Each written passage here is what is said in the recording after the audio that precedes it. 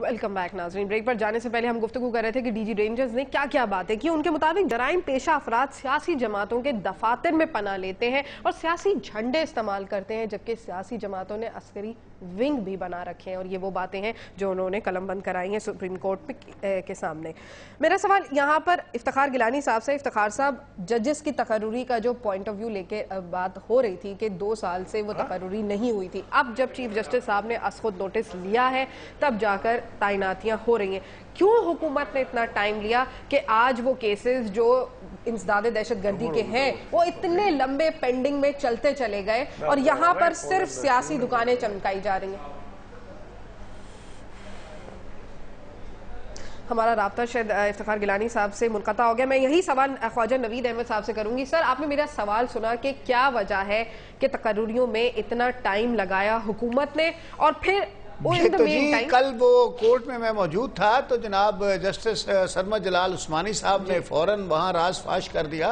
उन्होंने कहा कि मैं खुद था चीफ जस्टिस, मैंने लिस्ट दी है और 2 साल हो गए हैं मैं वहां बैठा रहा, फिर अब मैं सुप्रीम कोर्ट आ गया। उसके बाद वो उन्होंने कहा जमाली साहब ने कि मैं चीफ जस्टिस रहा हूं, कुछ मुझे भी अंदर की बातें पता हैं और पता ये चला कि 2 साल से लिस्ट पेंडिंग थी लेकिन कंसेंसस नहीं हो रहा था। वो कुछ अपने लोग उसमें लगवाना चाहते थे लेकिन वो लोग क्वालिफाई नहीं करते थे। उनके कंसेंसस के चक्कर में जो लिस्ट हमने दिखाई है उसके अंदर कितने जो मुल्जिम हैं वो बेल आउट हुए हैं, मतलब उनकी जमानतें होंगी, वो हम में ही घूम रहे हैं, फिर कह रहे हैं कि जी लाशें क्यों गिर रही हैं। तो अब होगी ना, लॉ आ गया है कि अगर 2 साल तक किसी आदमी का केस नहीं चलता और वो जेल में है and offence is punishable with death और इम्प्रिजनमेंट फॉर लाइफ, तो अब अगर आप वो बेल अप्लाई करता है और प्रोविजो 3 में उसका केस नहीं आता है या वो प्रोविजो 4 में, तो इज एंटाइटल्ड टू बेल। तो अब जब आप 2-2 साल तक वहां जज ही नहीं रखेंगे तो वो तो उस आदमी का केस तो क्रिस्टल क्लियर होगा मेरिट के ऊपर फॉर बेल। तो जज जो बेल ग्रांट करेगा तो उसका क्या कसूर है? वो तो लिखा हुआ कानून पड़ेगा, ऑर्डर कर देगा। अच्छा, अगर हमारे साथ इफ्तिखार गिलानी साहब को अगर मेरी आवाज आ रही है, इफ्तिखार साहब आपको मेरी आवाज आ रही है? अच्छा, शायद हमारा राब्ता उनसे अभी तक नॉर्मल नहीं हो पाया है। अच्छा, मेरा दूसरा सवाल आपसे यहाँ पर जस्टिस साहब यहाँ पर ये है कि क्या जुल्फ़िकार मिर्ज़ा साहब जो इतने ज़्यादा बयानात दे रहे हैं, तो जो उनके मुतालिक चीफ जस्टिस का कहना है कि अदालत उन्हें क्यों तलब करे, उनका वकालतनामा जमा कराया जाए तो फिर बात होगी, क्या उनको बुलाया जाएगा? नहीं, ऐसी कोई बात नहीं है। 1-2 लोगों ने ऐसी कई बातों में कहा था कि उनको बुलाया जाए, तो चीफ साहब ने कहा कि आप वो वली खान वाला केस पढ़ लें कि अगर किसी बंदे का कोई प्रेस स्टेटमेंट है और अगर उसका रिबटल नहीं आता या कोई तरदीद नहीं होती तो that press statement can be treated as gospel truth और it can be treated as evidence. मुझे उनके असली अल्फाज याद नहीं है उन्होंने क्या कहा, लेकिन उनका कहना यही था कि वो that statement has not been rebutted up till now. अब कल पहली दफा मुस्तफा कमाल साहब ने प्रेस कॉन्फ्रेंस करके उस स्टेटमेंट को रिबट किया है। तो अब ये है कि, और बात यह है कि अभी सुप्रीम कोर्ट के पास ऑलरेडी खुद इतना मटेरियल आ गया है, इतने लोग पेश हो गए हैं, प्लस वो खुद भी इसी मुआशरे में रहते हैं, यहाँ के अखबारात भी पढ़ते हैं, टॉक शो भी सुनते हैं, फिर आगे एविडेंस भी आ रही है। तो 184(3) जो सेक्शन है सुप्रीम कोर्ट का आइन का, उसमें बेसिकली एविडेंस रिकॉर्ड नहीं होती। उसमें जो मटेरियल अवेलेबल होता है उसके ऊपर अदालत ने फैसला देना है। एविडेंस होती है ट्रायल कोर्टों में रिकॉर्ड या 199 में कॉन्स्टिट्यूशनल जुरिस्डिक्शन में चंद केसों में बड़े रेयर हालात में एविडेंस रिकॉर्ड की गई है। अदरवाइज एविडेंस रिकॉर्ड करना ट्रायल कोर्ट का काम है।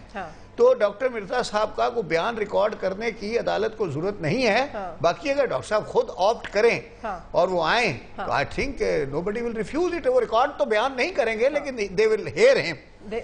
हाँ, जैसे हमें ऑडियंस दिया है उनको भी दे देंगे, उनको भी दे देंगे। अच्छा, मेरा Khurram open court, anybody can have the audience. ठीक है खुर्रम साहब, मेरा यहाँ पर ये एक सवाल है बहुत ही सिंपल सा कि नून लीग के पास हालात को बेहतर करने का कराची के क्या सोल्यूशन है? लस्सी, हमारे पास सलूशन बड़ा वाज़े है कि ये जो मफामत की दीमक है जो हाकमियत को खा गई है, इस सियासत से बाहर आ जाए। और यही बात हमारे सदर मुस्लिम लीग नून नवाज शरीफ ने भी आज की कि ये सियासत का वक्त नहीं है।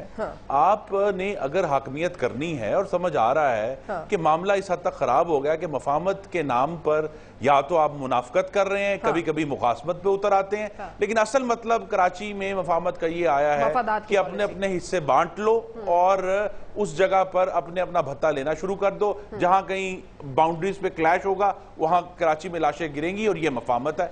हम ऐसी मफामत को रिजेक्ट करते हैं और समझते हैं कि कराची के शहरियों की और पाकिस्तानियों की जानें तमाम मफामत और तमाम सियासत से बालातर है।